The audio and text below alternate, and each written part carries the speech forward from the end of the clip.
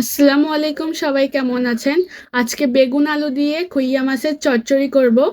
এখানে দেখুন, পুকুর থেকে এই খুইয়া মাছগুলো ধরা হয়েছে। নোয়াখালীর আমার খালামণিদের বাসার পুকুর, ওইখান থেকে। আর এখানে টমেটো, কাঁচামরিচ, পেঁয়াজ সবকিছু রেডি করে নিয়েছি, আর বেগুন আলু কেটে নিয়েছি। এখন কড়াইতে তেল দিয়ে পেঁয়াজ কুচি আর রসুন কুচি দিয়ে দিলাম। তারপর আমার আম্মু কাঁচামরিচ কুচি দিয়ে দিল।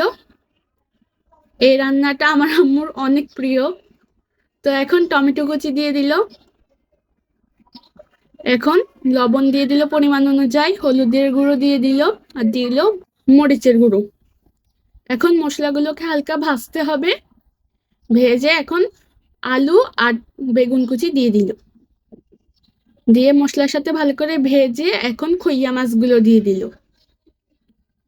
এখন মশলাগুলোর সাথে সবকিছুকে ভালো করে ভেজে পরিমাণ অনুযায়ী পানি দিয়ে দিল। এখন পানি দিয়ে কষাবে। কিছুক্ষণ কষানোর পরে তারপর ঢাকনা দিয়ে রান্না করে নিয়েছে। এই যে দেখুন, এখন ধনেপাতা দিয়ে দিল।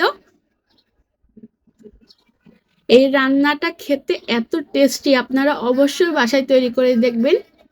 তো আজ এ পর্যন্ত, সবাই ভালো থাকবেন, সুস্থ থাকবেন।